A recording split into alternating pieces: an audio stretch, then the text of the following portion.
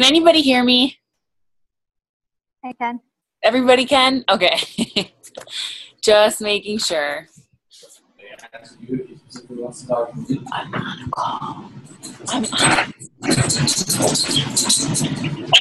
Bailey. Hi. Hi. Okay. I see faces. Good, good. I know a lot of people messaged me and were like, "You're recording this, right?" And I said, "I'm going to try. I don't know. I can't guarantee it." So.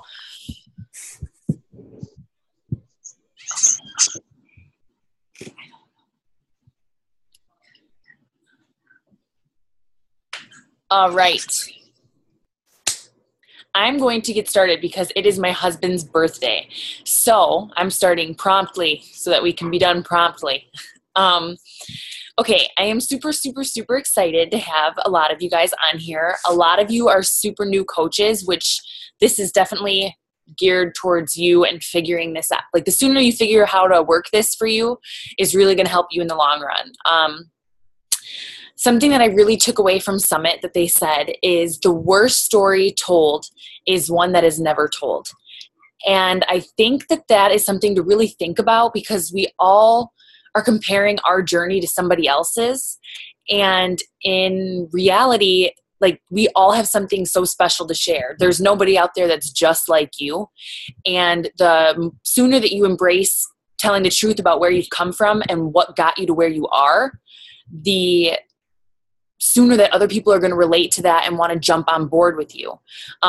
All of you, a lot of you are my coaches. So a lot of you know that because you ended up doing this because you liked what you saw that I was doing. Like you felt connected to my story and how much I had changed, and that made you want to do it. And so that's just really how this all works. Eventually you're going to run out of your warm market, and your warm market are like your best friends, your cousins, your aunt and uncles. And once that happens, all of those new people that you've been adding on Facebook, because you're supposed to be adding people, right? You should all be adding 20 to 30 new people a month on Facebook. Why the heck are they going to perch like these complete strangers? Why would they choose you? Why would they want to be in your challenge group? Like you need to step back and ask yourself these questions. Why you? What makes you different than all like the 300,000 other Beachbody coaches out there? Why would somebody want to do it with you? And like for me, I feel like I fit, obviously better with those new moms out there than maybe Bailey, like you got to think about, what you bring to the table and why people would choose you, and then really harness that. And that's what we're going to talk about. So my first step for you, and if at any point I'm going too quickly or something, just unmute yourself and tell me, is figuring out what your story is. So there's really 3 different categories for this. The first one is financial, which I don't know if you guys follow Bonnie Engel or not, but you should. And she's a financial person. She came from thousands and thousands and thousands of dollars in debt and rose out of it, and is now making more than what she used to make in months and months in one week paycheck.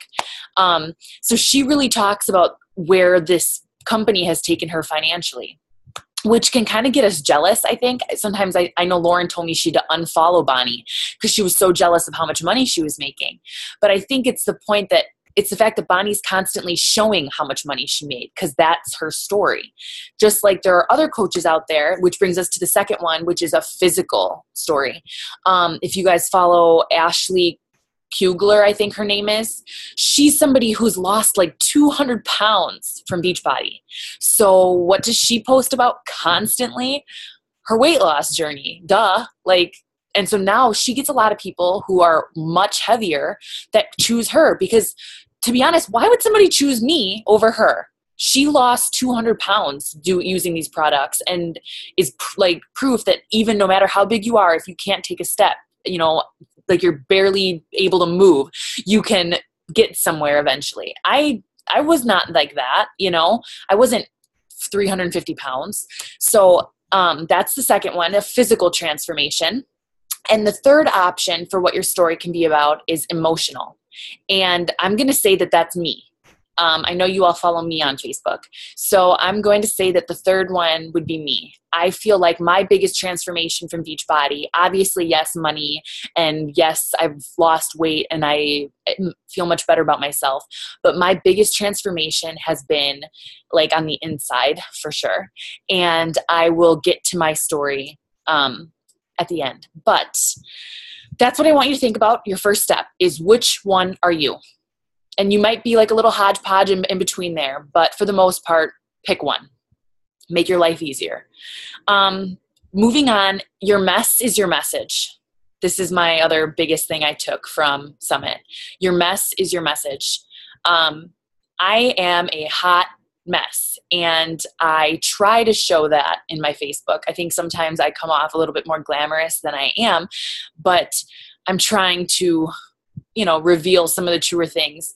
Your mess is your message. That's what people relate to. Why would you wait until you're a millionaire to share that you're a millionaire? You need to share that you are working your way up so that people can join you on that journey, or you're never going to get to the millions. Why do you have to have your dream body to share your results? It's amazing that you've lost 5 pounds. I don't care if you still have 20 more to go. You've taken a huge first step. So to me, you need to learn that that's what people relate to. People don't want to reach out and connect to somebody who seems like this perfect Beachbody robot, because that's not what you are.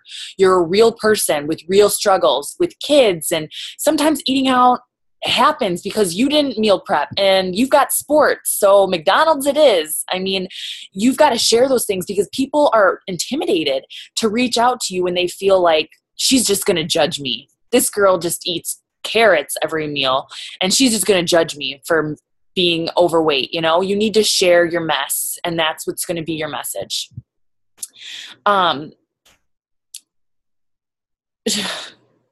Okay, so when you're sharing your struggles, this is something that I also learned that I thought was so important.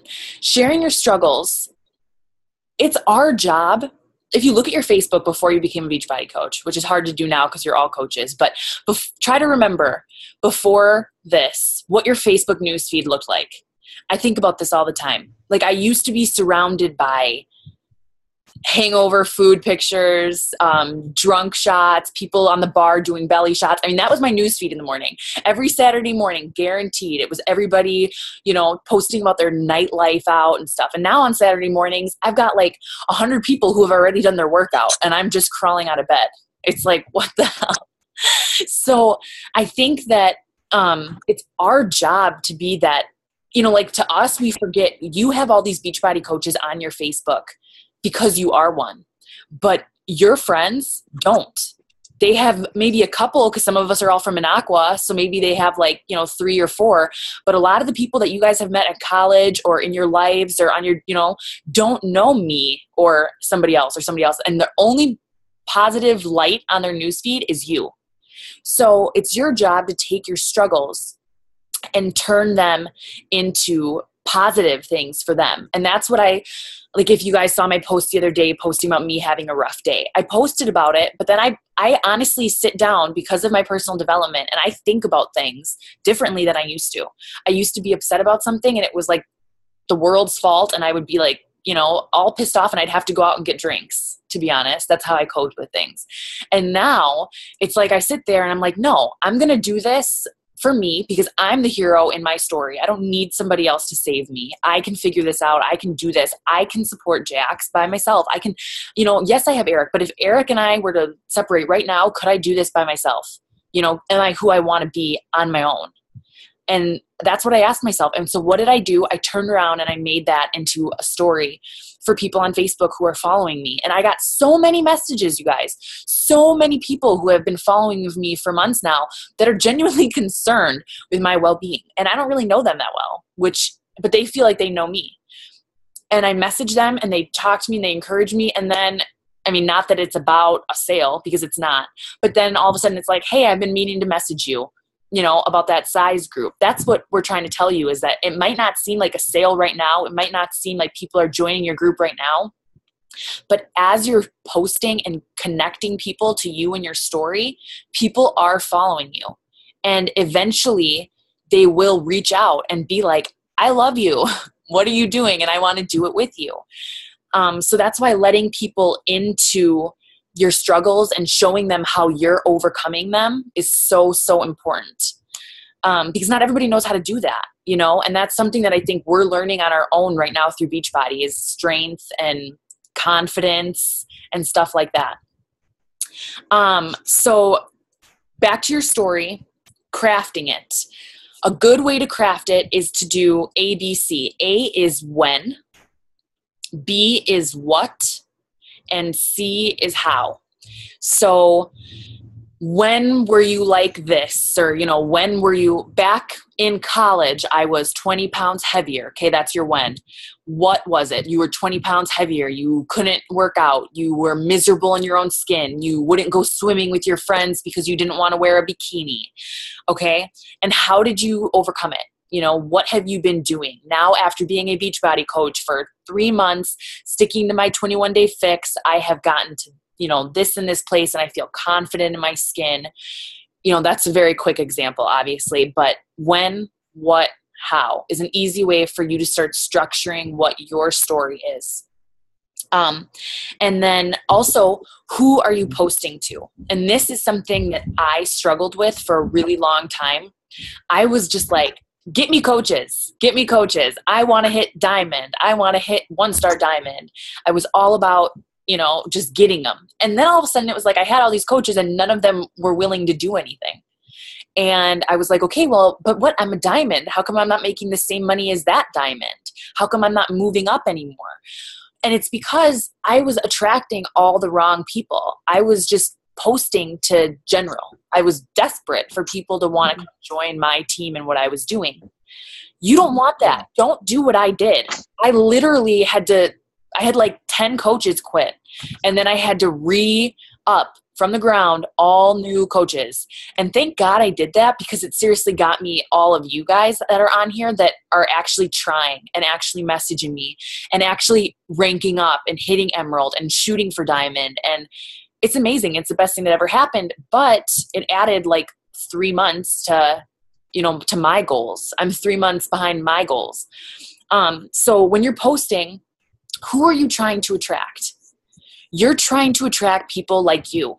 You're trying to attract people who want to work at things, who are driven, who have the money, you know, to invest in something like this. And that, I don't mean that rudely, but like if somebody, you know, you don't want to beg somebody to join your team. If somebody can't pay for their Shakeology, you don't want to pay for it for them just so that you have a coach. You want them to be willing and to have enough to invest in this so that you know that they're steady, that they can handle those first couple months when they might not be raking in a lot of money, but they can stay on their auto shipment for Shakeology, stay as an active coach. You know, you want them to be like you. Maybe in similar places like you. A lot of the people on my team are moms or college students, because I'm kind of like both, I guess. So when you're posting, I want you to think about that person that you're talking to and pretend that you're literally like typing it up to them. And since I've done that, since I've started thinking about my dream coach under me, who maybe has a kid, maybe doesn't, is still figuring out what they want to do in life, isn't really totally in love with their job, wants to make more money because they have a boyfriend or a husband and want to go on trips and want a nicer car. You want to know who that girl is? That's me. That's literally me. That's what I just described. So as I was making my posts, I thought about that person. And if you take a step back and you look at who's on this call right now, each one of you meets that exact criteria pretty much. You know, maybe a couple you don't have kids yet, but you get the picture. So I want you to make sure that you're posting to you. And a huge thing to think about, and write this down, is breadcrumbing. And I learned about this at Summit too.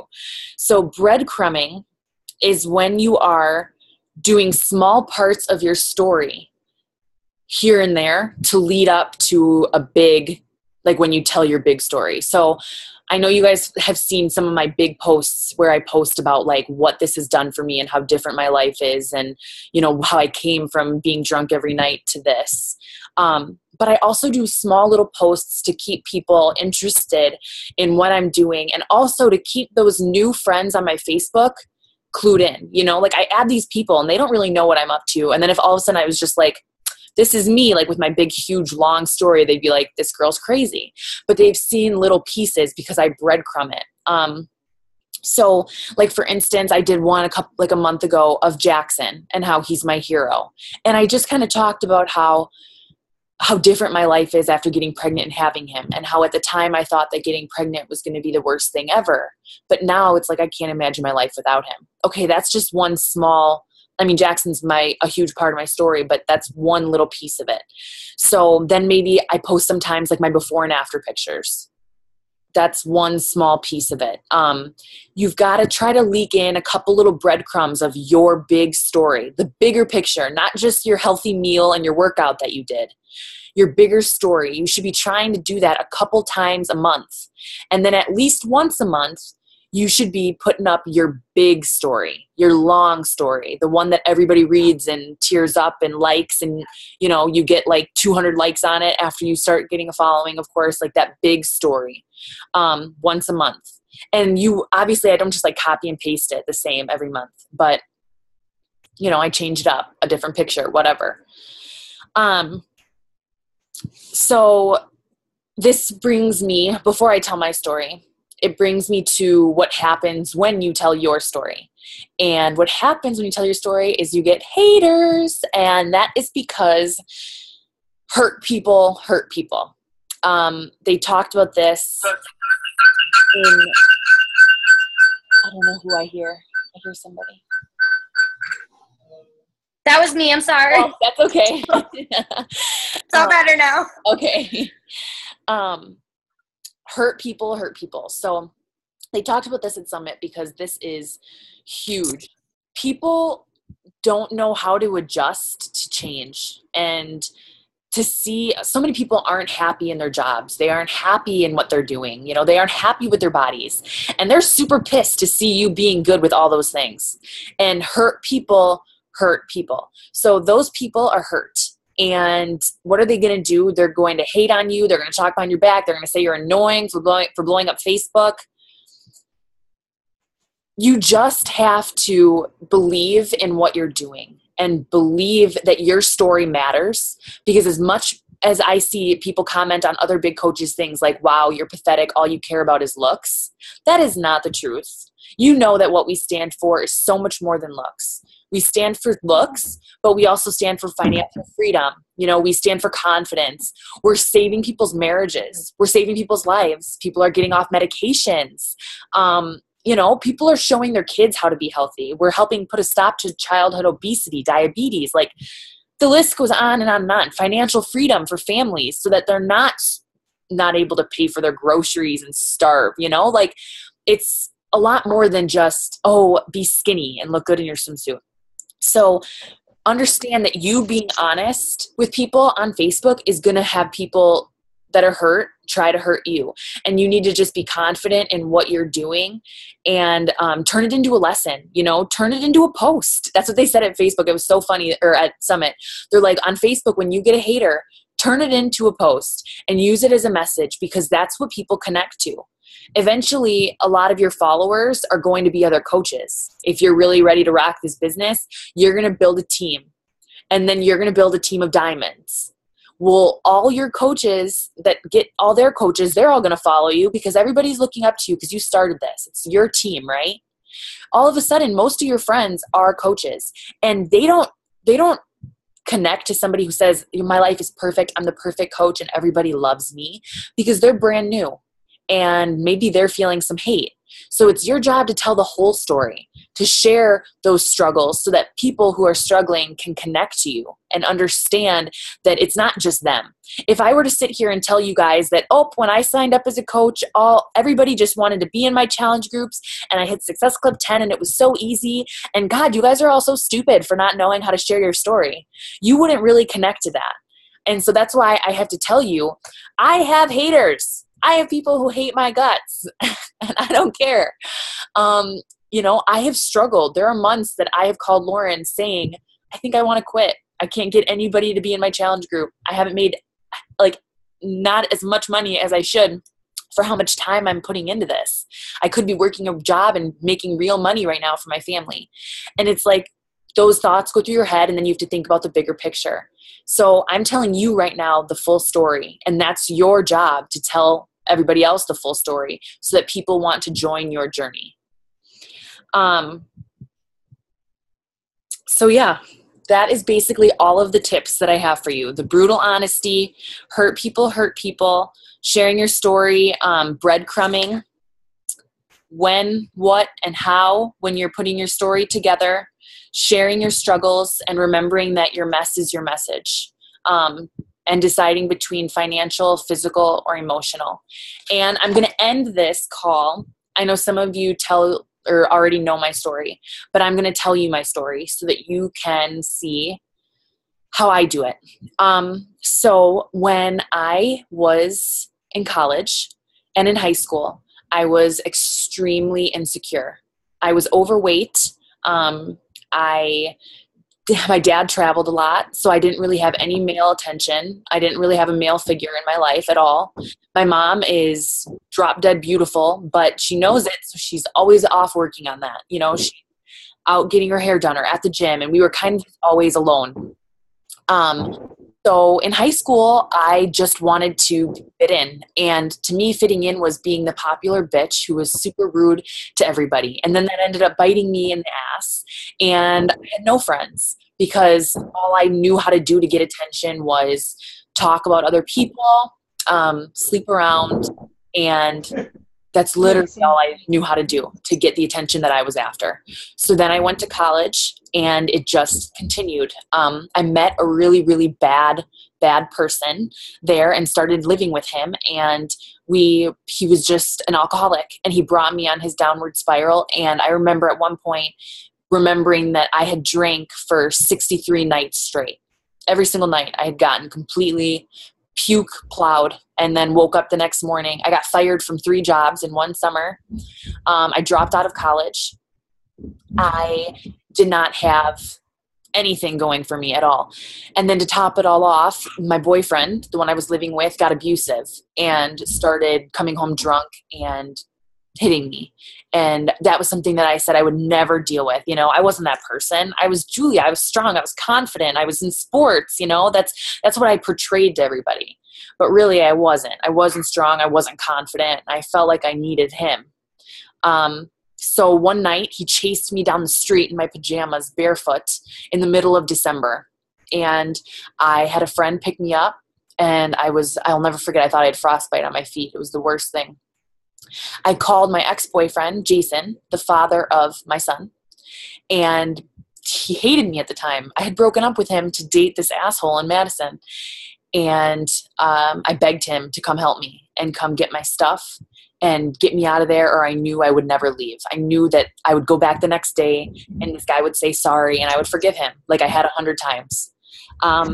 So he did. He drove to Madison in the middle of the night. And the next day, while my boyfriend, or my ex now, was at work, we packed all my stuff and I left. And I have not seen that guy since the night that he was chasing me down the street. I had to get restraining orders because he was harassing me, because 2 weeks later I found out I was pregnant. And I thought that, obviously that it was his, because that's who I had been with up until I was kind of back with Jason when I came home. And I wanted to get an abortion.